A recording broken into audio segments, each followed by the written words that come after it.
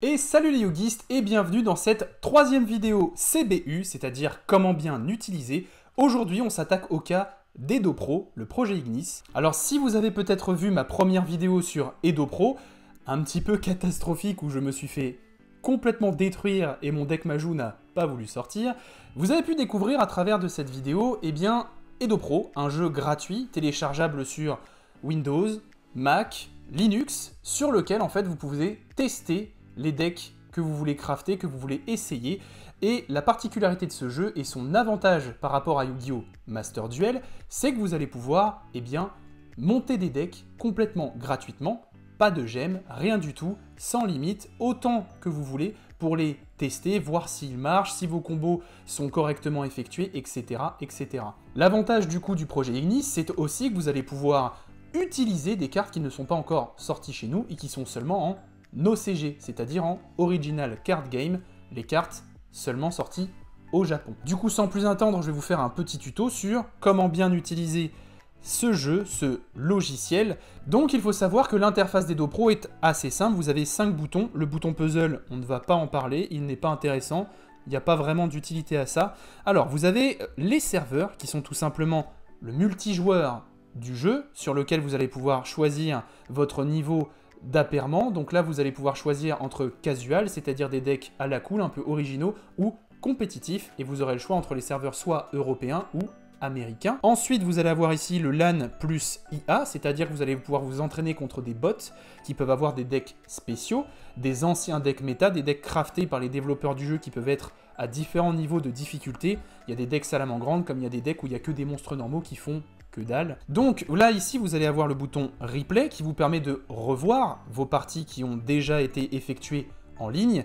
Grâce à ce bouton, en fait, vous pouvez voir les erreurs que vous avez faites, comment vos adversaires ont pu jouer certaines cartes, et surtout, accessoirement, potentiellement, ce qu'ils jouent tout court, vous pouvez voir leurs mains, et c'est plutôt intéressant. Ensuite, juste en dessous, vous allez avoir le bouton le plus important, comme dans Master Duel, le bouton Deck, qui va vous permettre de construire les decks que vous voulez à votre souhait. Donc on va commencer par les serveurs. Quand vous cliquez sur le bouton serveur, et bien voilà, ça va vous afficher un tableau où vous allez avoir d'afficher en haut à gauche le type de serveur dans lequel vous vous trouvez. Si vous cliquez, vous voyez que vous avez un déroulant qui va vous montrer soit si vous êtes en Europe et en mode fun, soit si vous êtes en Europe en mode compétitif.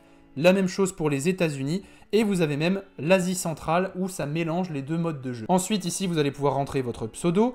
Ici, vous allez pouvoir définir le type de carte que vous voulez rencontrer, donc seulement des cartes japonaises, seulement des cartes européennes de TCG, seulement un mix des deux, donc un peu de tout. Après, le petit encadrement sur le haut va vous permettre de choisir les banlistes que vous voulez appliquer. Ici, par exemple, on va appliquer la banliste la plus récente en TCG, donc celle de chez nous qui nous concerne, et vous allez tomber que sur des joueurs qui vont jouer avec les mêmes règles que chez vous. Le plus simple, c'est de créer votre propre salon, et là, vous allez voir que ça va vous proposer tout un panel de règles que vous pouvez personnaliser, et c'est là la force d'EdoPro comparé à Master Duel, c'est que vous allez pouvoir entièrement personnaliser votre jeu, que ce soit au niveau des règles, au niveau des decks, et même en possibilité pour pouvoir jouer des cartes qui n'existent pas habituellement chez nous. Il faut avouer que c'est quand même cool. Du coup, très rapidement, je ne vais pas vous détailler toutes les règles possibles, mais vous avez la possibilité de choisir si vous voulez effectuer des duels comme si c'était en boutique, c'est-à-dire en ronde suisse, c'est-à-dire 3 matchs avec 2 manches gagnantes. Donc ça, c'est intéressant pour s'entraîner à niveau compétitif, à savoir qu'il suffit que vous jouiez avec quelques-uns de vos amis, vous vous réunissez sur le jeu et vous pouvez vraiment vous entraîner comme dans la vraie vie. Une fois que vous avez fait tous vos réglages personnels, vous cliquez sur OK et ça va vous proposer votre tableau d'hôtes de duel. Donc là, ça va vous résumer toutes les règles que vous avez appliquées à votre partie personnalisée, ça va vous mettre votre pseudo. Là, vous voyez, quelqu'un vient de rejoindre. Imaginons que je mette prêt. S'il met prêt aussi, je vais pouvoir lancer le duel et qu'on commence une partie. Mais vous voyez qu'ici, après, vous pouvez choisir votre deck. Moi, pour l'instant, j'en ai fait qu'un seul. C'est le deck Majou que vous avez pu voir dans ma dernière vidéo. Et sinon, ça va proposer tous les autres decks. Plus vous allez en faire, plus vous allez avoir un dépliant avec des possibilités diverses et variées. Ensuite, on va s'attaquer à la deuxième partie, une partie assez intéressante en termes d'entraînement si vous n'avez pas de connexion et que vous voulez juste vous fighter en local contre des bots. Eh bien, vous allez avoir le LAN plus IA, ça va vous permettre de tester vos decks contre des bots. Donc ici, on va faire créer la partie. Attention, il y a souvent un petit problème quand vous affrontez des bots, c'est qu'à l'intérieur de leur deck, eh bien,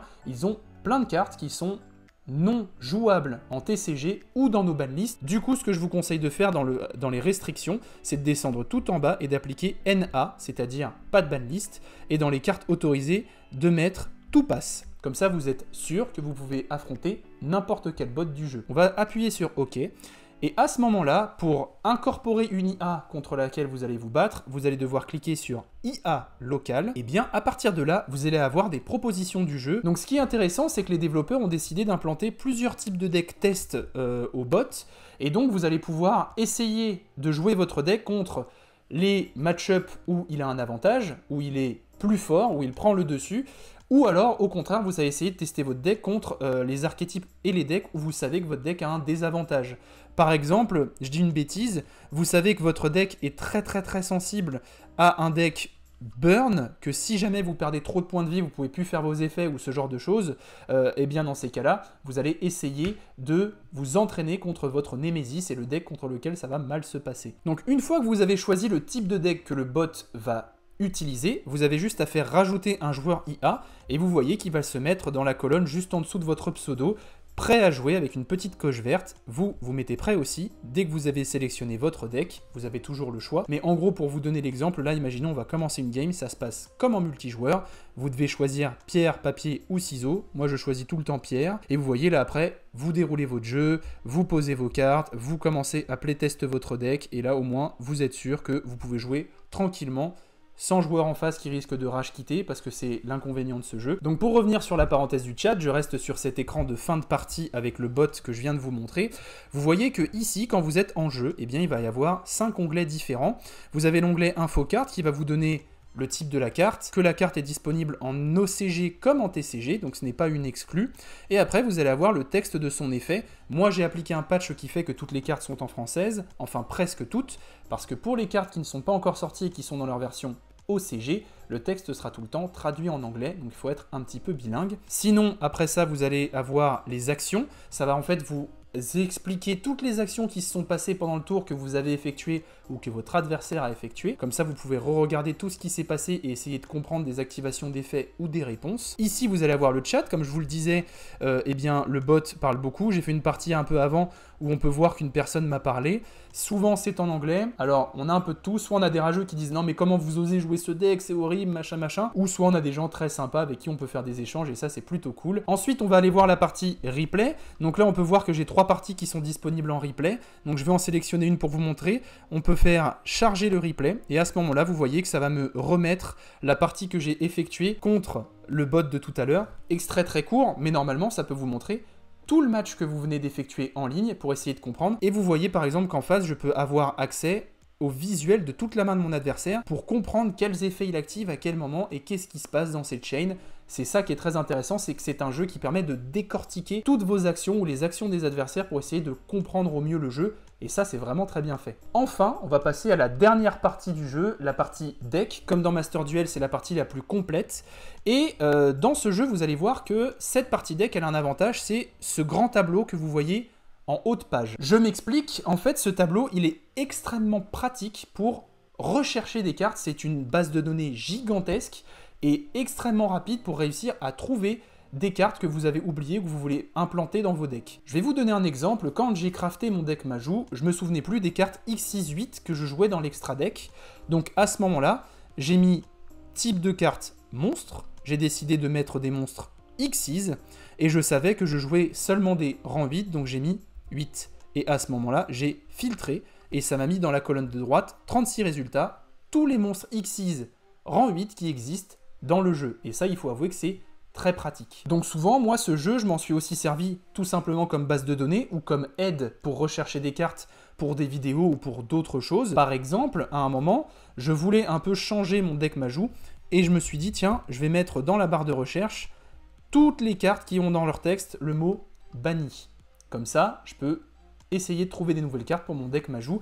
Et vraiment, c'est très important d'utiliser ce texte et cette barre de texte parce que vous voyez qu'il y a 1981 résultats de cartes où il y a le mot banni dans leur nom. Donc imaginons, il me manque des monstres, et bien je vais choisir que des monstres et ça va épurer petit à petit le nombre de résultats. Un autre truc très intéressant avec cette barre de recherche, c'est que vous allez pouvoir rechercher des monstres qui ne sont pas encore sortis chez nous. Par exemple, là, vous pouvez voir que j'ai mis dans mes choix monstres et seulement en OCG, Et là, vous allez voir que ça me propose par exemple la Kashtira Tiarmentation qui sortira dans Photon Hypernova au début de l'année prochaine. Donc ça, c'est une carte que si je veux essayer de me faire un deck Kashtira et le tester, ou un deck Majou Kashtira, eh bien je vais pouvoir tout simplement mettre la carte dans le deck. Enfin là, je n'ai plus de place, mais vous avez compris le principe. Normalement, je peux mettre la carte dans le deck et c'est ça qui est intéressant. Après, je peux très bien dire que je fais un nouveau deck qui s'appellera justement Majou Kashtira. Je vais le créer. Et à partir de ce moment-là, je vais enlever toutes les cartes qui n'ont rien à voir avec le domaine Kashtira. En termes d'ajout et de suppression de cartes, c'est beaucoup plus rapide que Master Duel. Donc là, je vais enlever tout l'engine Danger parce que j'en ai plus l'utilité. J'ai du coup aussi enlevé tout l'engine Kaiju. Et là, vous voyez qu'il me reste vraiment la base de Majou. Hop, j'ai oublié un Bigfoot. Et à partir de ce moment-là, je peux me dire, bah voilà, je vais rajouter du Kashtira. J'ai envie d'essayer le deck avec ces cartes qui font du bannissement, etc. etc. Et c'est là que c'est très intéressant, c'est qu'on peut vraiment crafter des decks que pour l'instant, on ne peut pas tester en vrai. Pour créer un nouveau deck, il vous suffit à chaque fois que vous êtes dans un deck de taper à nouveau un nom. Donc là, par exemple, Dragon Blanc, je veux le créer. Vous inquiétez pas, ça a bien créé un autre deck Dragon Blanc, ça n'a pas effacé celui dans lequel j'étais avant, le Majou Kashtira. Et à ce moment-là, vous pouvez faire effacer la liste. À partir de là, il vous suffit de réeffacer, de taper Dragon Blanc, et ça vous mettra toutes les cartes avec le mot Dragon Blanc dans leur titre ou dans leurs effets. Donc là, vous allez pouvoir vous crafter le deck gentiment, tranquillement, à votre convenance, avec toutes les cartes existantes qui portent le nom de Dragon Blanc ou qui l'ont dans leurs effets. Donc ça, c'est vachement intéressant. Et c'est surtout que ce jeu, en fait, peut aussi vous servir de base de données pour vous être utile dans votre collection. Moi, par exemple, si vous avez vu mes vidéos de collection, je collectionne les artworks différents des cartes. Quand j'ai tapé Dragon Blanc pour essayer de me renseigner sur les artworks différents qui existaient, eh bien le jeu les a tous d'implanter dans sa base de données. Donc voilà, cette vidéo de présentation est un peu courte et elle est terminée, mais j'espère que ça vous apprendra correctement à utiliser Edo Pro et surtout que ça vous donnera envie. C'est un outil très utile en termes de recherche, de test et de crafting de deck. Donc n'hésitez pas à vous abonner à la chaîne, à activer la cloche des notifications, à partager la vidéo à tous ceux qui veulent un peu s'entraîner en méta ou jouer en fun avec leurs amis en multi. Franchement, ce jeu est parfait pour ça. N'hésitez pas non plus à mettre un petit like en dessous de la vidéo si elle vous a plu et aussi à me suivre sur mes réseaux sociaux présents dans la description. Encore une fois, je vais mettre dans cette description les liens pour télécharger le jeu, mettre les cartes en français et surtout une vidéo explicative sur comment l'installer et ajuster ce patch en jeu. Moi j'ai utilisé cette vidéo et franchement elle est très bien faite et très courte, ça prend 6-7 minutes. Sachez que ce jeu existe sur PC mais aussi sur téléphone. Moi je l'avais utilisé au moment du championnat de France pour m'entraîner peu importe où j'étais et franchement ça m'a été vachement utile de pouvoir autant tryhard de mes decks et me préparer à toutes les situations. Et dites-moi en commentaire quel deck vous allez vous crafter en tout premier sur ce jeu qui vous permet absolument tout, ça m'intéresse. En tout cas je vous dis à bientôt dans une prochaine vidéo, c'était Slifer.